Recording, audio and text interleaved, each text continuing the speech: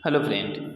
आज हम लोग क्लास 12 के हिस्ट्री के तीसरे चैप्टर, ठीक है ना, हिस्ट्री के तीसरे चैप्टर के ऊपर हम लोग चर्चा करेंगे, तीसरे चैप्टर के ऊपर बात करेंगे। और ये क्लास 12 की हिस्ट्री के तीसरे चैप्टर जो है वह है सामाजिक इतिहास महाभारत के विशेष संदर्भ में। और इस चैप्टर से जितने भी ऑब्जेक्टिव हैं इम्पोर्टेंट, उन सभी ऑब्जेक्टिव के ऊपर हम लोग चर्चा करेंगे। और ये जो हमारा सीरीज चल रहा है यह वीवीआई ऑब्जेक्टिव सीरीज चल रहा है, यानी क्लास 12 में जितने भी इम्पोर्टेंट ऑब्जेक्टिव है हिस्ट्री से, सिर्फ हिस्ट्री ही नहीं बल्कि आप हमारे चैनल पे बने रहें, आप हमारे चैनल को सब्सक्राइब कर लीजिए। यदि आप क्लास 12 में हैं तो आपके सभी सब्जेक्ट के जितने भी ऑब्जेक्टिव है, सब्जेक्टिव है, पहले हम लोग ऑब्जेक्टिव के ऊपर चर्चा करते हैं, फिर सब्जेक्टिव के ऊपर भी चर्चा किया जाएगा, ठीक है। तो जितने भी ऑब्जेक्टिव हैं उन सभी ऑब्जेक्टिव को हर चैप्टर से, हर टॉपिक वाइज विशेष रूप से व्याख्या करते हुए आपको बताया जाएगा, ठीक है। तो चलिए शुरू करते हैं। ये तीसरा चैप्टर है। तीसरा चैप्टर का पहला क्वेश्चन है, कुरुक्षेत्र का युद्ध किसने जीता था।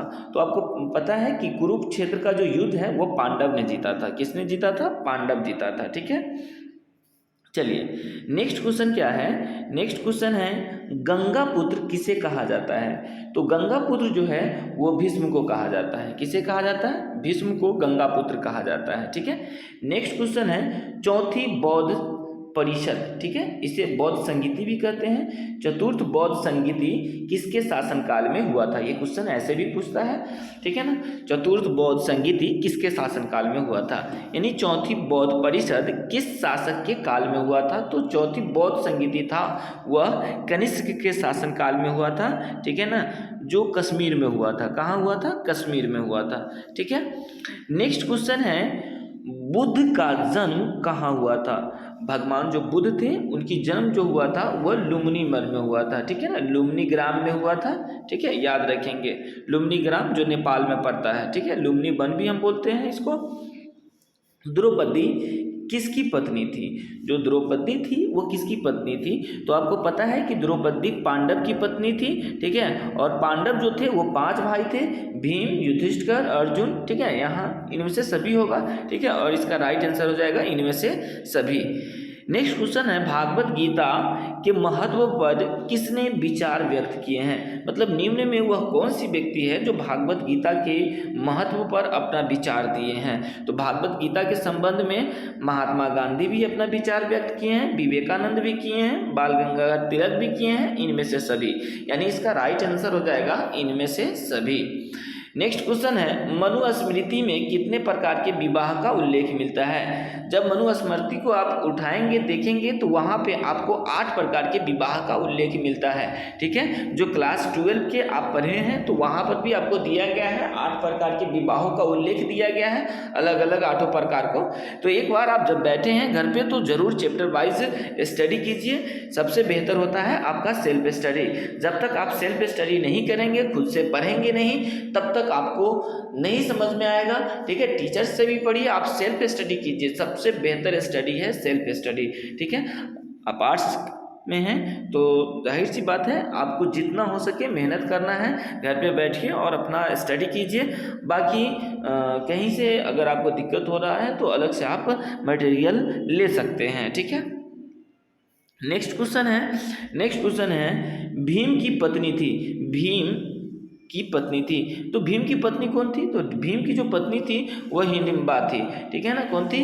हिडिंबा थी, ठीक है। नेक्स्ट क्वेश्चन है, अर्जुन किसके शिष्य थे। अर्जुन किसके शिष्य थे? अर्जुन जो थे वो द्रोणाचार्य के शिष्य थे, ठीक है ना। अर्जुन किसके शिष्य थे? द्रोणाचार्य के। अब यहाँ नेक्स्ट क्वेश्चन है, क्षत्रिय शब्द का साहित्यिक अर्थ होता है, यानी जो क्षत्रिय होता है इसका साहित्यिक मतलब अर्थ क्या होता है। तो इसका साहित्यिक मतलब होता है रक्षक, ठीक है ना, यानी सेवा करने वाला, रक्षा करने वाला, हिफाजत करने वाला, ठीक है ना, यानी गार्ड, बॉडी गार्ड टाइप का समझ लीजिए एक तरह से। अर्थात यह रक्षक के रूप में, क्षत्रिय का अर्थ होता है रक्षक, ठीक है। नेक्स्ट क्वेश्चन है, अभिमन्यु किसका पुत्र था? जो अभिमन्यु था वह अर्जुन का पुत्र था। किसका पुत्र था? अर्जुन का पुत्र था। नेक्स्ट क्वेश्चन है, महाभारत का युद्ध कितने दिनों तक चला था? महाभारत का युद्ध जो है वह 18 दिनों तक चला था और यह कुरुक्षेत्र में चला था। कहाँ चला था? कुरुक्षेत्र में चला था। ठीक है भैया, महाभारत का युद्ध कहाँ चला था? कुरुक्षेत्र में चला था। कितने दिनों के लिए चला था? तो 18 दिनों तक चला था। तो मैंने आज क्लास 12 के तीसरे चैप्टर से जितने ऑब्जेक्टिव इम्पोर्टेंट था वो मैं यहाँ पर लेकर आया हूँ। विश्वास करता हूँ कि इसमें से आपको डिफिनिट देखने को मिलेगा। अब हम लोग चौथे चैप्टर से बात करेंगे। जितने भी इम्पोर्टेंट हैं वो चौथा चैप्टर से अगले वीडियो में पढ़ेंगे। तब तक के लिए विदा लेता हूँ। वीडियो कैसा लगा आप अपना फीडबैक ज़रूर दें। Thank you for watching.